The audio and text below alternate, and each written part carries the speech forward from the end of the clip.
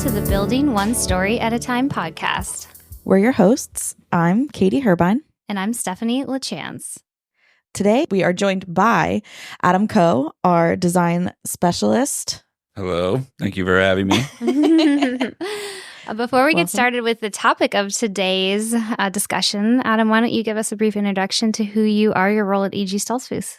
Yes, I'm a design build specialist, essentially a designer project manager for custom homes and remodel, with a heavy focus right now on custom homes. Wonderful. So today's episode, we're highlighting the 2024 Parade of Homes entry, the new layout called the Mansfield. And this is actually going to be a custom layout. So it is only available either on a scattered site lot that you would own and come to us and ask us to build this layout for you, or it's available in our Brooklawn neighborhood. Yeah, very interesting home. Very, very cool layout.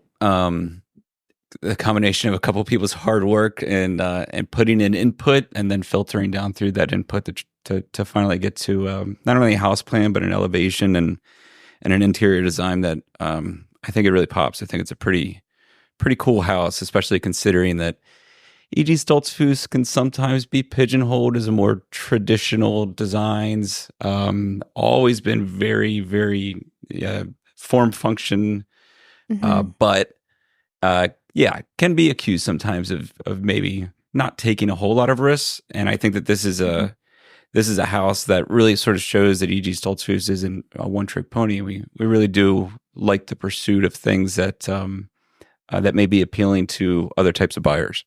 Absolutely. I'd say we got to flex our design muscles a bit on this one. Agreed. Because it's a custom, and because when you go the custom home route, the world is your oyster. You get a lot more choices that way. The process does take longer, but that allows you to really put more personal and truly custom touches throughout, which is really what we did here with this house. I mean, really, Steph, we went in there and just kind of bullied everybody else and told them what we wanted to build just to see what we could do. So, we did a little bit, yeah. Adam and I had some secret meetings with Rob, the architectural designer drafter who worked alongside us. We had a couple secret meetings where we were like, what special touches and elements are we going to add to this house? Yeah, Rob Zook, who is the head of our architectural services, he has in the last few years have sort of been tasked with kind of grabbing some of the plans that we know work really well, and then giving some options on what the exteriors could look like. And as a result of that, he had brought a couple designs to us and to our small team of Brooklawn decision makers. And then myself and Larry Scheckler, who used to be the head of the custom homes division before he retired, took it, I grabbed it, modeled it into our 3D rendering program that allowed us to maybe put some of the final touches on how the exterior was going to look, what the curb appeal was going to be like, and then ultimately start to apply some of those exterior materials, which again are a little bit of a step outside of the normal EGStoltzfus box, but ultimately I think really turned into a pretty phenomenal curb appeal, especially considering the neighborhood that it's in. There's not a whole lot of houses there yet. Most of the houses that are existing there are more of a what's pretty popular today. The white siding and the black windows, which is fine, which is great. But I think as people see the elevation that we came up with, that they're really going to like the color combination, and then taking it from there. And really, Steph and Katie, where you spend a lot of your time is how do we bring some of that interest and that appeal of the exterior and make sure it flows to the interior, so that way, you're just as excited to look at it from the outside as you are once you step through the door. Yeah, I think the exterior of this building is one of the most unique that I've seen, especially in this more modern and contemporary style. The use of the wood on the exterior, the wood on the soffit of the front porch, and then just those very angular roof lines. It's just a really interesting house to look at.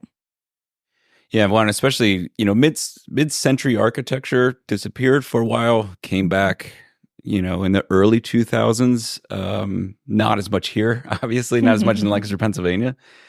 But we're starting to see more and more people, and actually in this Brooklawn neighborhood, we're starting to see more people now that they've seen our parade home say, hey, I also want to do something that feels a little bit more sleek and a little less traditional. They identify with that style. Indeed. So the big thing with this type of architecture is how do you make something that is clean line and a little bit sharp and a little bit on the edge, but doesn't feel sterile or doesn't feel like a commercial building, doesn't feel like, you're going to your dentist. You want to still feel like I'm going to a home that's soft and comfortable and feels good to be inside and feels warm. But that doesn't mean that you can't do some tricks on the outside that really kind of make the house a little spicy. Yeah. A couple more elements that lean into that style would be the gridless windows. So the windows are just completely like open panes. So that's going to let in, the most amount of natural light. Also, for me, to my visual eye, it seems less distracting that way. And then the kind of more modern, like linear style garage doors that were added to this house as well. Just another added touch to really lean into that style. Yeah. There's a lot of movement, a lot of up and down. Probably hard for somebody listening to visualize, but as they see it, they'll get it. And also one of the big things that we wanted to do is not make this big overpowering elevations. So part of the way that we navigated around that is kind of bringing these flatter, sharper roof lines in, but then using materials that would span 3/4 of the way up the building or the whole way up to the building to pull different elements out and stretch that elevation back out again. So your eyes have a lot to do as they're looking at the house, which is kind of a fun thing instead of just a box, No real bad angles of this house either. We had to pick a photo to be like our key photo for the Parade of Homes. And I was like, I don't know which one to pick because there's not a bad angle of this house, whether you're looking at the garage side or the opposite side or even just, the straight on the side elevation along the side street there. Even the smaller elements that we used on the exterior, so including exterior lights, like the lights by the front door, the lights by the garage door, the lights out back, they all kind of lean into that clean, straight line, more modern detailing. And then we also did some really nifty walkway lights, and we did recessed lighting under the soffits as well on the main elevation, so that when you drive, you arrive home, you're driving up at night, the house really makes a statement, or as guests are arriving to visit you in the wintertime when it gets dark early, it really truly brings out the curb appeal of your house. Yeah, it makes it interesting to look at even at nighttime. I love the landscape lighting that we've done. And then just the landscaping in general on this house, I think is really pretty. We've done like some grass type things in the back. And then kind of a unique feature of this custom home is that you have your back slider as like a main way to get outside, but then also from the prep kitchen space, which is tucked behind the kitchen, you have another door to go in and out, and it's just a standard swinging door, full glass though, and a little walkway path to like your main exterior patio. So I think it's really nice that you have multiple ways to get to that backyard outdoor living space. Cool. Well, let's move to the inside of this house next. So one kind of design idea I had originally that did get struck down by the rest of the design committee was to have a sunken living room, or like kind of a conversation pit style living room. Very mid-century. I don't know if this area is ready for it to come back yet, but I think one of the biggest statements we did in this house was the fireplace wall. I had brought an inspiration photo I found online to Adam, and this inspiration photo did have a sunken living room, but it also had like a statement wall with a very unique linear fireplace that was also an accent color. And Adam kind of took that inspiration and rolled with it and modeled something up in Chief Architect, and was able to show us a design he took just from that inspiration. Yeah, I mean, I think the important thing of any house that you walk into is first you want the house to tell your eyes where to go, and this house does that well. So as soon as you step in through the front door, you can see to the back of the house, and that makes you sort of want to take those few steps and start to walk in towards the back. And as the windows open up, and as you look to your right, then we really wanted something powerful to kind of hold your eyes there for a bit. So yeah, taking Steph's idea. Really, one of the things that I wanted to do was make it feel as though the fireplace wall was kind of being pulled out of the floor. So your eyes, as you dip around and go to the right, and you're following that wood floor, and then that same hardwood floor that's on the ground wraps up and goes around the fireplace. It sort of then directs you over to the left, where we have some shelves. So that way, your eyes then start to focus on, photos and your collectibles and all your Funko Pop or whatever you put on there. But it was a little bit unique. But I think it really plays out well. So hopefully everybody wants to go out to the parade and take a look at what I'm talking about, because I feel like I'm rambling and staring at the image, and everybody at home's like, I don't know what that means. We'll link to the Parade of Homes website, which has all of our interior and exterior photos of this home and a 3D matterport where you can explore the space and kind of follow along with Adam's not rambling. Yeah. Just very good descriptions.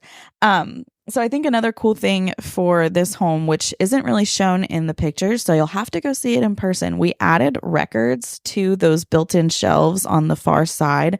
And I think that little shelf that's on the bottom is just like calling for a record player. I don't know. We just assumed that the people that would live in this house would be really, really cool. They'd need some vinyls. Yeah. Yeah. The fireplace itself, the idea was almost like, well, what if we had bought a mid-century modern home, but then somebody came in and did a renovation of it and said, well, I still want to pay attention to those elements that existed, but don't want the shag, don't want the ornate wall finishings. And so it's toned down a little bit, but the idea of it, when you're staring at it, you see the fireplace and what almost appears to be like an old wood box where you would do your wood storage next to it.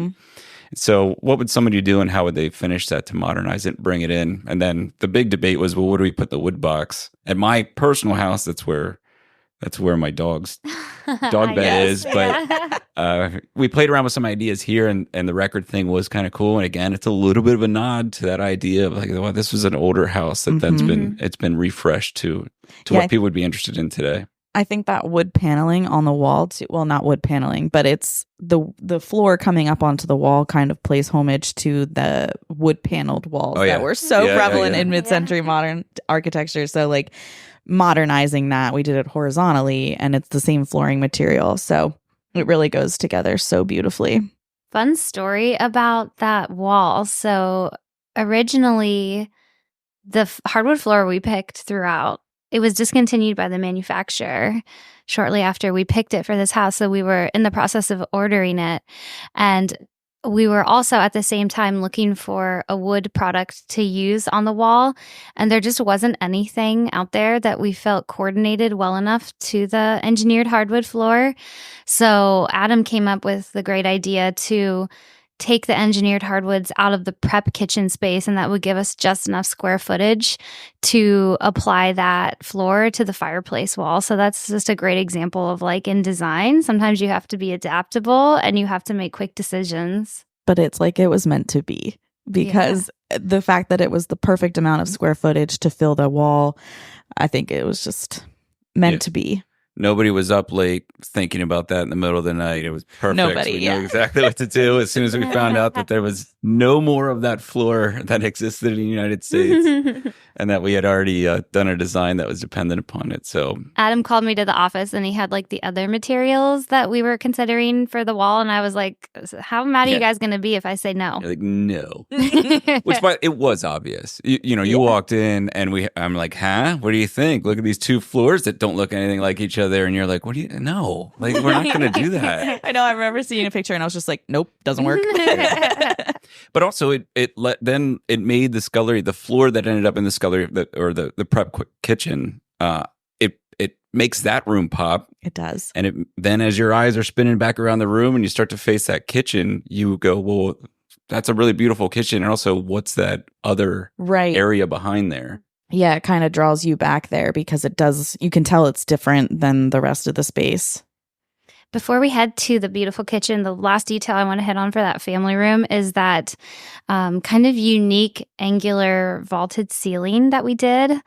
I believe it required hand framing. Is that correct? That is all hand framed. Yeah. Okay. The roof pitches were too shallow to use trusses. So yeah, that got built out by hand. That's awesome. And it's a simple line. Most people may not see it, but it does a great job again of, as you're navigating in that room, the ceiling jumps up. Your eyes recognize, oh, okay, this is a whole different space. And then the lines that come down the ceiling and then direct you back to that fireplace wall. Again, it's the house is telling you how to view it. And I always think that's a fun way to look at a good flow of a home is the house is supposed to tell you how to navigate it. You're not supposed to guess as you go from room to room and go, oh, okay, I think I understand what this space is. Shout out to Katie too, who did a lot of the furniture planning for this house. So we partnered with Wayfair. And this room just feels so like balanced and symmetrical, yet at the same time, the Eames chair and the floor lamp give it a little bit of that asymmetrical, but in opposition to the height on the ceiling.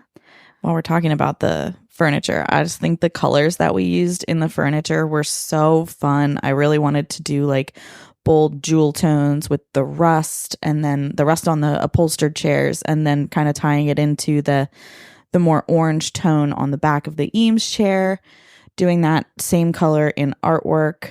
And then the accent wall with the fireplace, there's a shiplap wall behind that, and that's painted in like a dark forest green. So I also kind of pulled that color into artwork and furniture pieces throughout the rest of the house. PPG Moss Rock. Moss Rock. Same as the built-ins at the entry, which I'm sure we'll touch on. Mm-hmm. To the beautiful kitchen. So for me, what I like to see as the statement in the kitchen is the range. And I think that this kitchen accomplishes that. So we selected the GE Cafe series in the matte black finish. So really kind of a high contrast cabinet opposed to the floor. So very light white oak floor against the black cabinets and the matte black appliances. We did a 36-inch range here, so a little wider than what you would see like in most of our neighborhood applications with the hood above. So that just really makes a statement once you enter the home. That's where your eye goes and it kind of draws you in.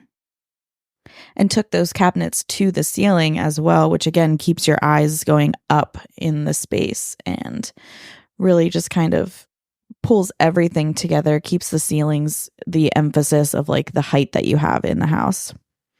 Yeah, and I think most people would be maybe a little bit afraid to do black cabinetry, even though we're starting to see it a little bit more. We were questioned on that. Yeah. Which, by the way, I'm glad that you championed all of those selections because I tend to, and maybe it's just because of the nature of my work where, I'm meeting with homeowners and I don't want to impress my style on somebody else because I'm not going to live there. They usually don't let me live there. So when, but you and I spent a day or so out here at the design studio and started to pull those colors together. And then as we were able to apply them in the 3D renderings, and was like everything really started to feel like this is how this space is supposed to be. But then you present that to a handful of people and you go, trust me, it's going to be great. Yeah. But honestly, I feel like, Chad and Bill and Andy Dula and, all of the guys at EGStoltzfus that have been there and really kind of navigate some of the decision making. They backed you, and I think backed back to Andy us. Dula was pumped. Yeah, he was so excited. We were doing a modern contemporary layout, and I was surprised because Adam and I don't get to work together that often because we're in different divisions of the company. So when he came to make these selections, and I'm like, I think we should do black cabinets, and I'm kind of like feeling him out at the same time, and he's like, well, I have black cabinets in my house. Yeah, and I was like, okay, great, let's go. And then it was kind of funny, like how close our styles actually align. Right. I did I did gloss over a little bit towards the end there. So, but Good. I mean, honestly, it's you had laid out materials. I don't think that there was anything that I was like, well, I just wouldn't do that if it was my house. Everything seemed to really gel and make sense. And again, when you're putting high contrast stuff in, and when you're putting in things that are not necessarily traditional to the area that we live, you still want to make it soft and approachable. And I think the countertops and the backsplash help your eyes settle down a little bit when you see this pop of darker color and then lighten back up. And then of course the lighting and the under cabinet lighting, and that helps soften those edges as well. And then it gives you a great platform, a great canvas to start to put in furnishings and some plantings and stuff like that. So the idea, again, just wanting to walk into, although one would argue modern style house, but still feel soft and comfortable when you're inside. You still feel good when you come downstairs and get your cup of coffee in the morning and you go, yeah, it feels good to be in this kitchen. I also love the curve on the kitchen stools because it's a nice juxtaposition where we did something different with the furniture than like all the clean straight lines of the cabinets, countertops, and all the other built-in elements.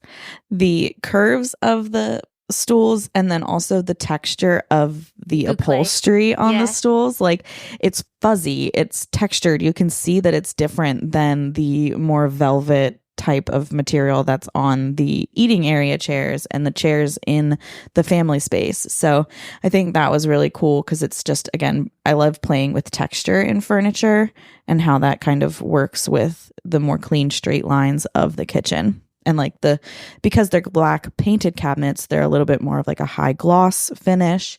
And then you have like your polished quartz. So doing something that was not polished felt really good. And then just the gold hardware, the gold in the kitchen stools paired with the black appliances, the black faucet. Such a classic combination when you're mixing metals. I think we pulled it off really well here. And I like that we did knobs on the cabinet doors instead of the same pull from the drawers because, again, it's just a different shape. It's round, soft, kind of reflects the style of the pendant lights that we have in there. So I think it just all goes together so perfectly. Sometimes we don't even think of these things while we're doing it. We're just like, that looks better. And then you see it in together and you're like, okay, that's why it looks better. And then another super unique space in this house that makes it more special is that prep kitchen space. Right, yeah. You have that beautiful kitchen. The last thing that you want to do is use it and dirty it. So yeah, EG put a second kitchen behind the first kitchen. No, sculleries have been a huge thing now. And especially as people are seeing this, the more people that I meet out of Brooklyn or the more people that we meet that have walked through this house, they go, that makes so much sense to me. You're entertaining. You don't want everything piling up in your sink. You want to be able to have trays of food ready, have things that are easy to be brought out, but not necessarily in your line of sight when people are over and hanging out in the living room and hanging out around the island. So that scullery just offers this opportunity for you to stage and prep and put dirty dishes and glasses and still keep your kitchen looking like a jewelry piece, even though it's functional and that people are in and getting to enjoy it with you. Absolutely. Here we did some floating shelves too, because the space really isn't that large. So I didn't want the full cabinetry to the ceiling in this entire space. So I like that we introduced like a little visual break there with the floating shelves, which is going to be just ideal place for the future homeowner to have their plants or, extra plateware as we have it staged now. And just a lot of beautiful symmetry in here too, with the tall pantry cabinet, and then on the opposite side, the tall microwave cabinet. There's also a little appliance garage space in here, and as Adam mentioned, a second sink and a second dishwasher. So it's right off of the dining room space, which is like perfect. You have your dinner party, you're clearing the dishes, just throw them in there. Throw them in the sink, throw them in the dishwasher, and go out and hang out in the family room space. And you don't even see that mess. You don't even think, oh, I got to get up and do those dishes. Like, you get to just enjoy spending the time with the family and friends. Yeah, it's a great use of space, great use of flow. Little mini fridge in there too. So if you have a guest and they need a beer or Yoo-hoo or something, it's right there. You, I love a chocolate milk with dinner. Yeah.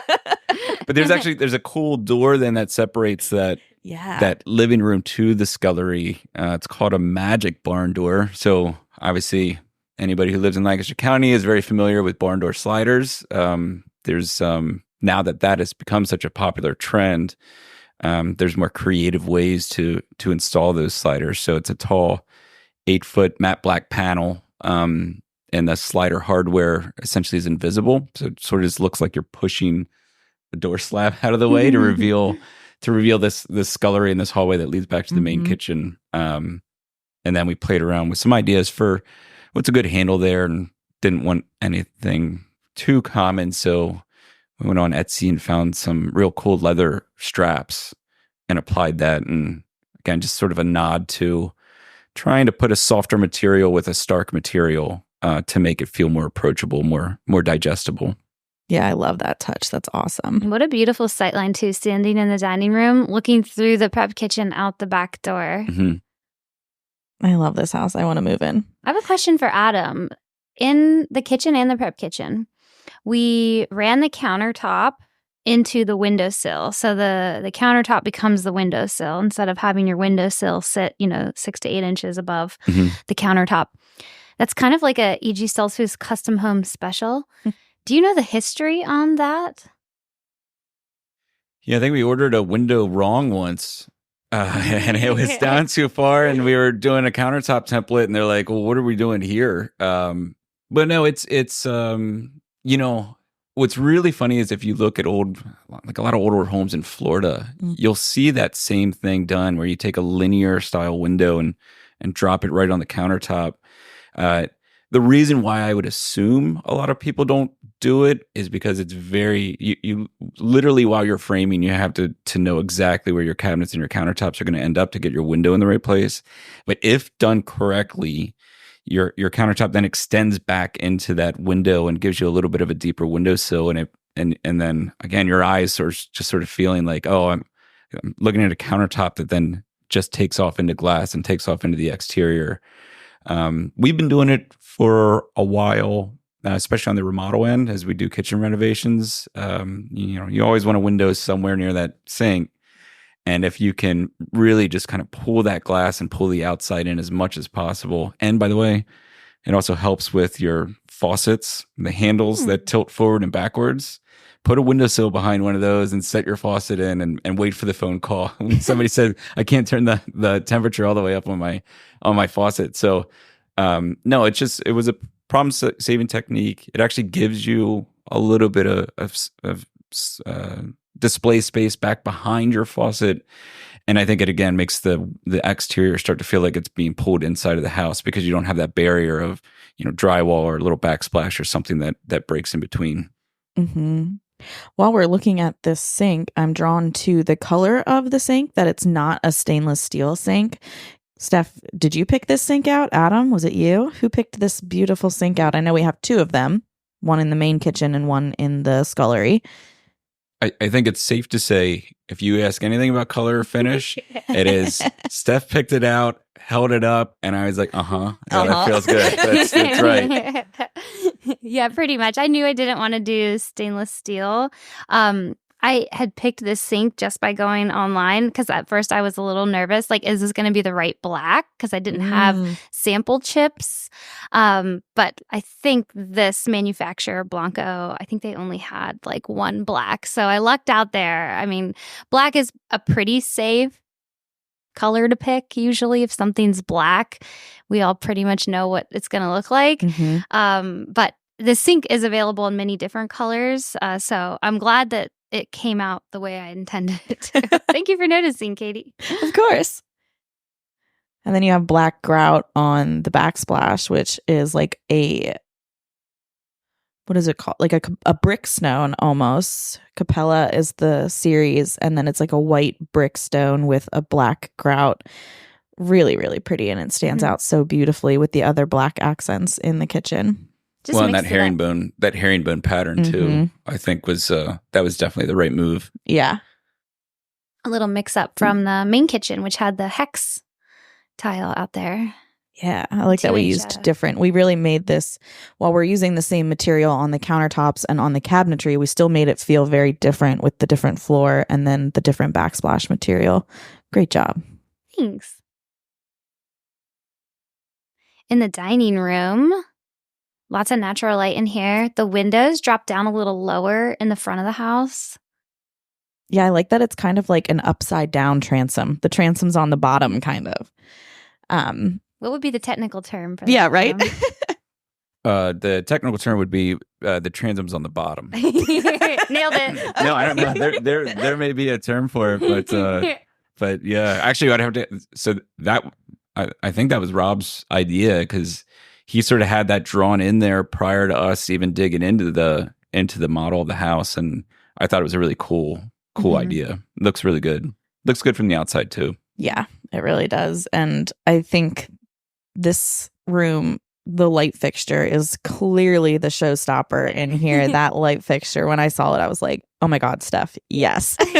Yeah, I basically picked that because it looks like it's from a galaxy far, far away. I love it.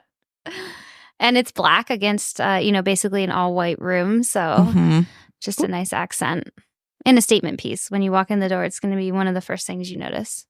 Yeah. And then I like that we did for the staging. I think originally we had this mirror, this like large floor mirror kind of just flat against the wall.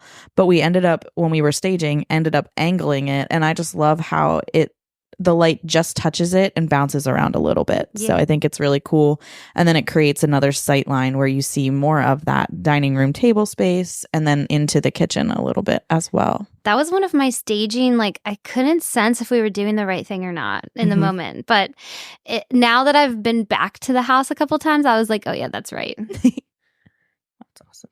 Yeah, the furniture, you both did a phenomenal job. I mean, a dining room, yeah, there's windows and that's cool, and there's a door there and that's cool. But how do you make a space come alive? I think you nailed it.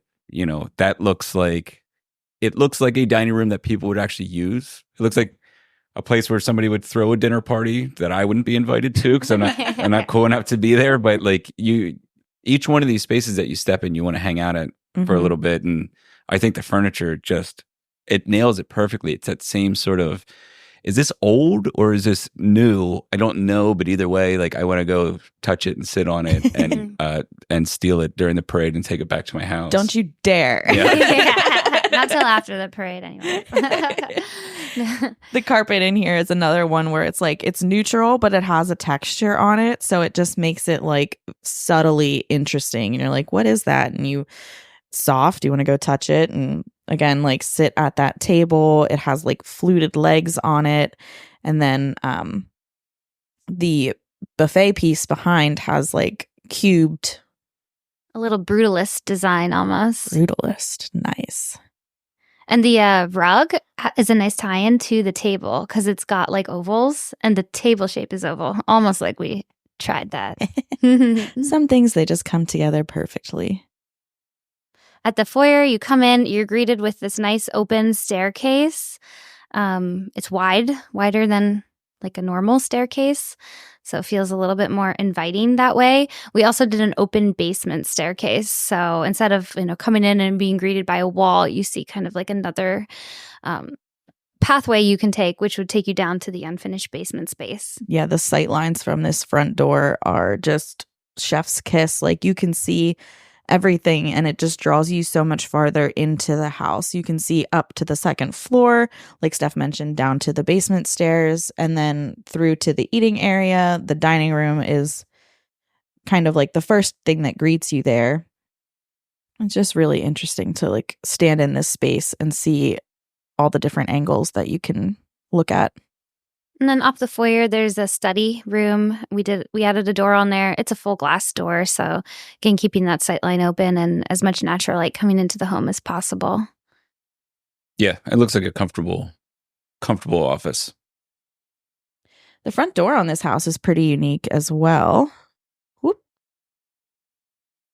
Yeah, we did the like almost frosted glass. It does have a little bit of a texture to it. I know. I think we looked at glass samples for this for a while. Yeah. Till we were like, okay, yeah, that one's the best one. Yeah. And then there's a separate owner's entry as well off the garage with some built-ins. So another great tie-in to the prep kitchen. We have the same B&F form hex tile in this owner's entry with the black grout. Paired that again with the PPG moss rock accent paint for those built-ins. Mm-hmm. Perfect place for the powder room as well. Right off the family entry. Get home. That's the first thing I got to do. I know. Right? And then another thing to keep time back to like drawing your eye up and making the space feel even bigger is the 8-foot interior doors. The front door is also 8 foot. Yeah, I am just. So this is the first floor 9-foot ceiling, second floor 8-foot ceiling. I am not a fan of using standard height doors when you have a 9-foot ceiling. It starts to make you feel a little squatty. Like it's a little bit off-putting. Now, one of the things that happens when you put an 8-foot door in is it sort of stretches space and it will stretch that ceiling up even further. And in this case, because the door slabs are all painted in that same, what color is that? The doors are PPG Black Magic. Yeah. So it's like a matte black that, again, your eyes, it's starting to tell your eyes to, hey, look how open this is and look how tall the ceiling is. But it helps to stretch all those rooms a little bit too. Again, just making it feel a little bit more elevated. Doing matte black or like a satin black, by the way, is always the way to go. You start doing gloss black and you start to lose what you're pursuing, which is a clean, comfortable black. And now you have this sort of like overly glossy fingerprint mess that don't touch it. Right. You walk into your house and you feel like you can't touch any of the doors, and that's definitely not what you want when you're going home at the end of the day. Absolutely. I'm glad you guys talked on the height of those doors because I could tell that it felt different, but I couldn't put my finger on why it felt so much taller and bigger. And it is 100% those 8-foot doors inside. And cased openings too. The tall cased openings. And then we did Steph did flat trim in this house, which I think is, again, like a nice nod to the more contemporary look. You don't have the feathered edge of your trim around the cased openings. Yeah, that sanitary style casing, which is essentially just very clean line. So one of the cool things about this style of architecture is that even if you are a little bit more traditional, and on the exterior won't speak to this, but on the interior, straight lines can be craftsman, they can be contemporary. It comes down then to how do you finish it? What paint colors are you using? What floor materials are you using? So you can still do some of these sort of stark straight lines, but not have it read, oh, this is just a contemporary house, or this is just a craftsman style home. And the allure to that is, eventually you go to sell the home and somebody else comes in and they're like, man, everything makes sense in here and the floor space makes sense, but I just don't know that it's my style. Well, it's not like you're completely locked into, well, this is the only way that this house will ever read. You can change up some materials and change up some paint colors, and now you are slightly more traditional or more craftsman style. So yes, the straight lines and not getting overly ornate and things like trim really helps you to diversify what the house can be as you live in it. Yeah, I think one of the other kind of things that when you just touched on, like not overly ornate, the low profile and very minimal newel posts that we used in the house, I feel like that is again part of that, like, is it craftsman? Is it contemporary?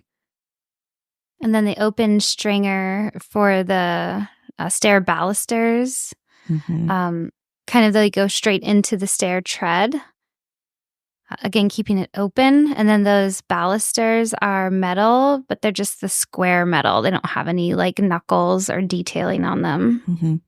I think the tread of the stair too is a little bit more rectangular, more straight line than what you would see in like a hardwood staircase in one of our more like craftsman homes where it's a little bit more rounded on the edge. So I think that's just a very subtle detail that makes everything fit together. Yeah, I was pleasantly surprised by how many little details, Adam, you snuck in that I didn't even have to pick. Like, you guys did that. And I got there and I was like, oh, like I noticed that immediately that it was different. I'm like, oh, that's good that you guys just like took that and rolled with it as you were ordering materials and that I didn't have to make all those little small decisions.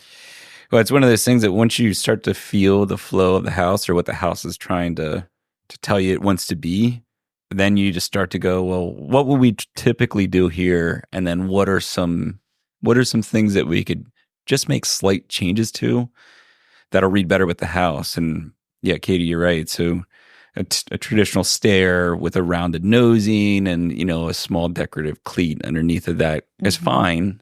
I don't think that this is what this house was calling for, though. Right. And so sharpening those edges up, which again could feel like a very contemporary thing, or it could feel like a craftsman literally put it together and said, well, this is the cleanest way that I can do this, and this is how it looks good to me, and that's what was applied in there. And then again, yeah, with the rails and that, just not wanting your eyes to get confused with all the movement of, an overly decorative trim. I think we wanted to, because there's so much movement in the house just in the way that it's finished, you wanted to give your eyes a break and allow things to soften a little bit as you're walking through, so it doesn't just feel like, completely manic inside of the space. You don't want to be completely overstimulated in your house every day. You're going to somebody's house and they have crazy wall pattern and crazy floor pattern, and it's in their bathroom, and you're like, this is where you're supposed to calm down. Like, how do you do this? So you gotta let the materials kind of get you excited a little bit, and then let it calm you back down as you're navigating room to room. And it may be a little bit silly, or to talk about it that way, but generally it's how it feels. That's how it feels to me. And in architectural design, most times when you're speaking with people, you're talking about how does this feel? People resonate with that. And that can sometimes be something that's very difficult to articulate. You can see it and you can feel it, but you don't understand why it's making you feel that way. So I think like kind of pointing it out, like it's a place for your eyes to rest. It's giving you your stimulation just a break. I think another cool detail is carrying that engineered hardwood to the second floor as well, kind of just giving you like a nice clean landing space. Agreed. I love this second floor layout. Yes. So up here we have 4 bedrooms, 3 baths, and a laundry room. And in the owners, we did a tray ceiling detail. Really tied it together with the staging. I love that we carried over some of the black furniture to like tie in from the kitchen cabinetry.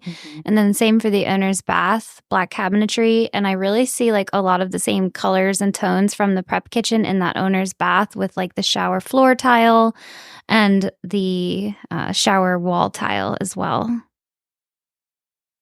This bathroom is so relaxing to just look at. I like the angled tub kind of centered behind the 2 windows on the corner.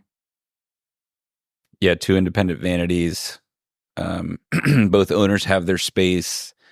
Nice water closet to make sure both owners stay together. And then you have a nice big but comfortable shower.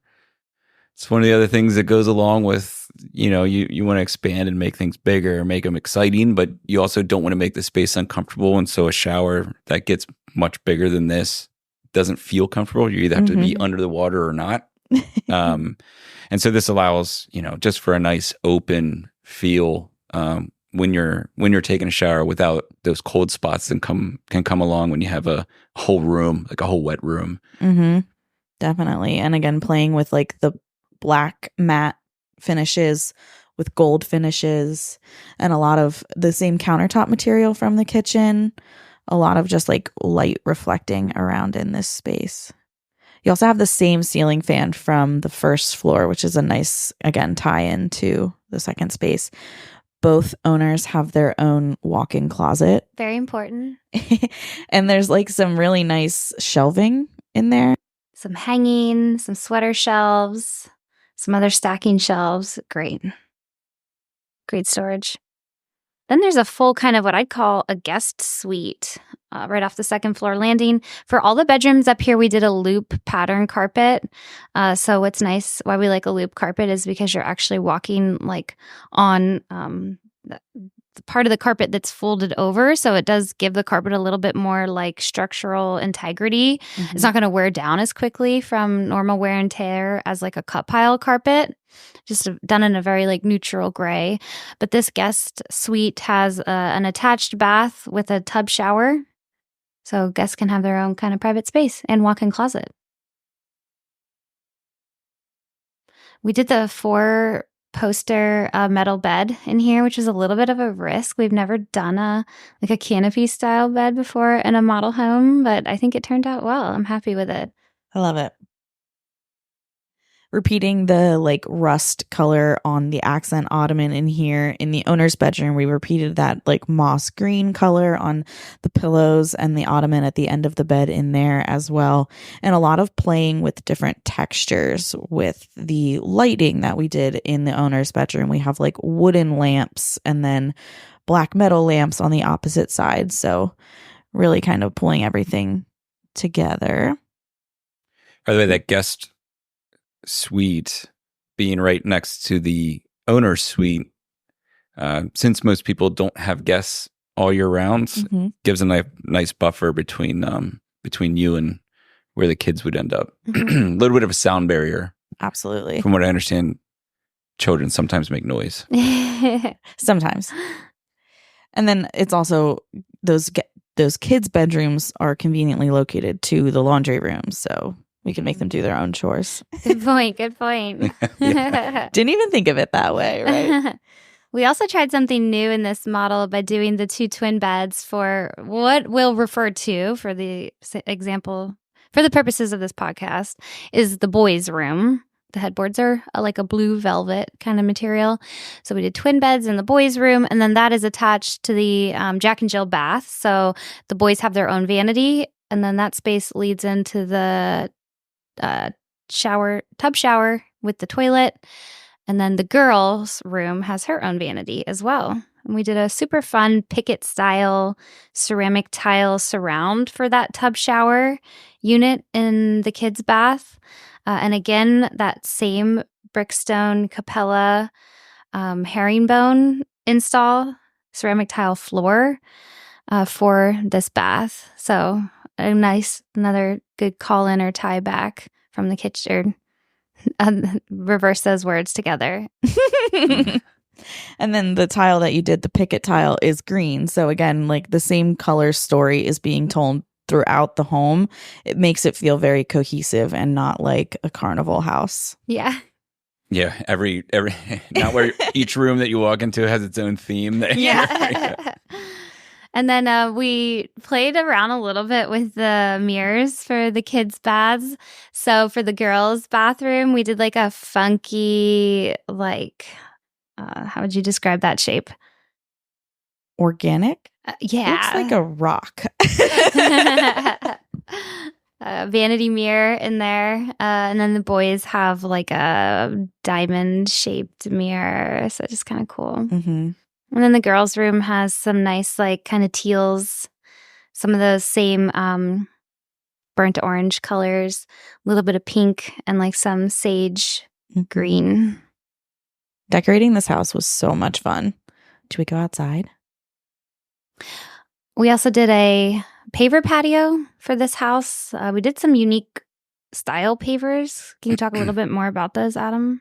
Yeah, so the paver patio on the exterior, and that was actually a material that was picked by Larry, who I was mentioning earlier. And when I saw them laid in, I was like, oh yeah, he made a huge mistake on this, and this is probably why he retired. It just was not making sense to me, but it just sort of shows that Larry had a really good eye as well. He could see the end at the beginning. So it's more of a unique pattern. However, once the landscaping ended up around it, and then once you all were able to add the furniture to soften the pattern that's in the pavers, then it started to make a lot more sense to me. Like, oh yeah, so it's a unique pop of color. It's got a lot of movement in it, but then the furniture helps make it subtle, and then the landscaping helps to soften it. And so now it's just another more unique, interesting space that it 100% goes with this house. Mhm. And I think that if we would have done something a little bit more monotone or that didn't have any movement in it, that's fine. It just wouldn't quite do what this patio does, where you want to step outside and you want to touch that material, and then you want to hang out there for a little bit, which, obviously is the whole point of having a patio to begin with. I'm glad you also had reservations, because I did too. Like before the landscaping was done, and there's this square patio on the back of this primarily looking square house. Like when you're looking at the back of the house, it looks basically square, and you see the roof line. And I was like, too many right angles. Mhm. And then you're right. Once the landscaping went in, it was great. The material itself is kind of interesting. It's not, I don't know what it actually is made of. Maybe you guys do, but it looks like travertine to me, where it has like a little bit more of like a porous look to it. It's like more of a matte finish, where it doesn't have like a super sheen on it. So when it gets wet, it's not going to be like slippery.